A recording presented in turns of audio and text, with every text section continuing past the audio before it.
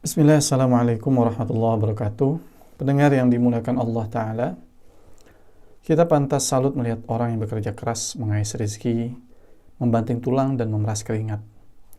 Tapi rasa salut itu akan berbalik menjadi belas kasihan ketika kita tahu bahwa ternyata dia adalah orang yang tidak memperhatikan urusan akhiratnya.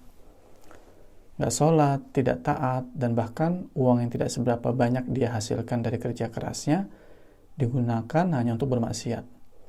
Bagaimana tidak, hasil jerih payahnya bukan kebahagiaan, tapi kepayahan yang lebih dahsyat dari kepayahan yang dia alami di dunia. Allah Subhanahu wa Ta'ala berfirman, "Amilatun nasibah, tasla naran hamiyah." Mereka bekerja keras lagi penuh kecapean dan kepayahan, memasuki api yang sangat panas, yaitu neraka hamiyah. Surat Al-Ghasyiyah ayat 3 dan 4. Mendengarkan Allah Subhanahu wa Ta'ala, banyak variasi atau banyak komentar dari para ulama dalam mentafsirkan firman Allah, amilatun nasibah, yaitu para pekerja keras lagi kesulitan. Apakah itu terjadi di dunia ataukah di akhirat, yaitu neraka? Fakhrul Razi dalam tafsirnya menyebutkan 3 pendapat. Bisa jadi segala kerja keras dan kepayahan yang dimaksud semua dialami di dunia. Bisa jadi semuanya terjadi di akhirat. Dan bisa jadi pula sebagian kepayahan itu dialami di dunia, sebagian lagi dialami di akhirat.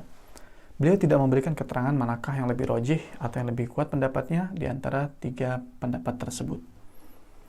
Namun tidak ada ulama yang membantah bahwa di neraka penghuninya akan mengalami kerja keras dan kepayahan, dan tidak ada yang lebih payah dari kepayahan yang dialami oleh penduduk neraka. Hasan al-Basri rahimahullah mengatakan bahwa mereka dibuat kerja keras dan lelah di neraka oleh rantai dan belenggu. Berbeda dengan kepayahan di dunia yang berjeda dan ada kesempatan untuk istirahat. Di neraka, kepayahan akan berlangsung selamanya.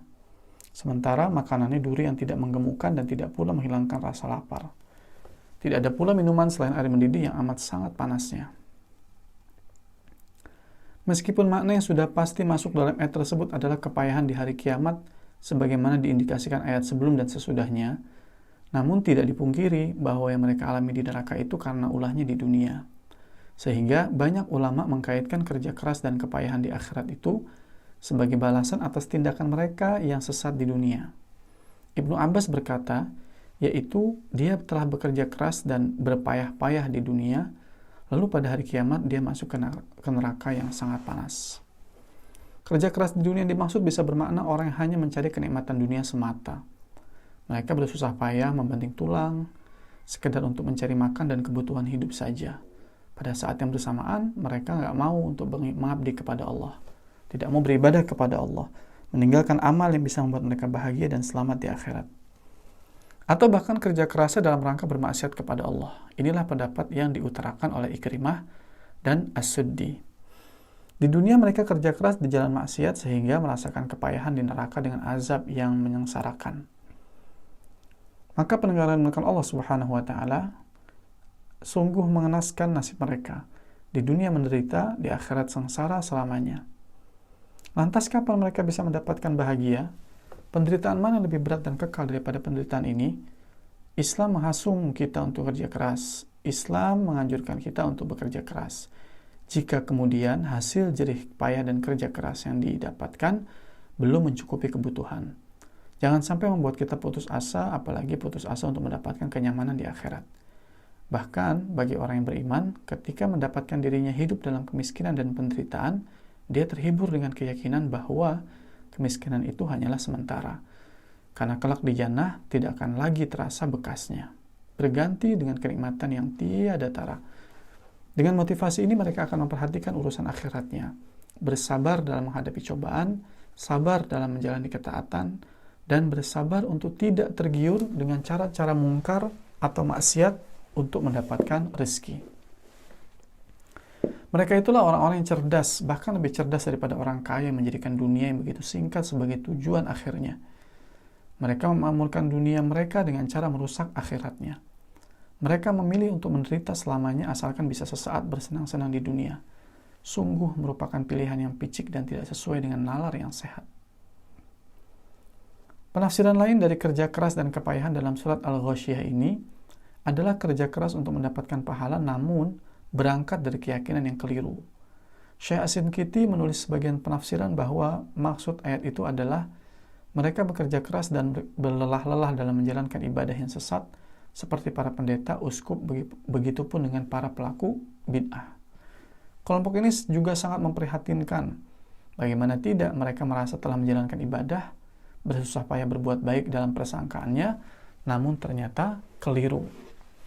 Katakanlah, kata Allah Subhanahu wa taala dalam surat Al-Kahfi ayat 103 dan 104, apakah akan kami beritahukan kepadamu tentang orang-orang yang paling merugi perbuatannya, yaitu orang-orang yang telah sia-sia perbuatan dalam kehidupan dunia ini, sedangkan mereka menyangka bahwa mereka berbuat sebaik-baiknya.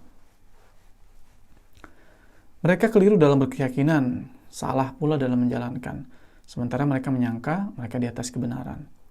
Maka dari itu, ketika Umar bin Khattab melewati seorang pendeta yang sedang khusyuk beribadah, beliau berhenti sejenak dan memperhatikannya. Lantas, beliau menangis sembari membaca firman Allah, "Amilatun nasibah, tasla naron hamiyah." Bekerja keras lagi berpayah-payah untuk memasuki api yang sangat panas, yaitu neraka. Karena apa yang dilakukan pendeta itu adalah kekhusyuan dalam kekufuran. Termasuk dalam kategori ini pendengar Allah Subhanahu wa taala, mereka yang beribadah baik salat, zikir, dan amalan lain yang tidak mengikuti sunnah atau tidak ada landasan syar'inya dari Al-Quran dan As-Sunnah. Mereka yang tertarik dengan bid'ah yang diada-adakan. Syekh As-Sinkiti mengingatkan tatkala menafsirkan ayat ini, hendaknya kita semua takut akan ayat ini, yaitu orang yang beramal tanpa dasar ilmu, tapi beramal di atas bid'ah dan kesesatan. Umumnya orang yang melakukan bid'ah memiliki prasangka akan mendapatkan pahala lebih dengan menjalaninya. Padahal itu bukan amal yang dikehendaki Allah, karena syarat diterimanya amal adalah ikhlas dan benar. Ikhlas beramal karena Allah, sedangkan benar sesuai dengan tuntunan Rasulullah Shallallahu Alaihi Wasallam. Wallahu a'lam bishawab. Barakallahu fikum. Wassalamualaikum warahmatullahi wabarakatuh.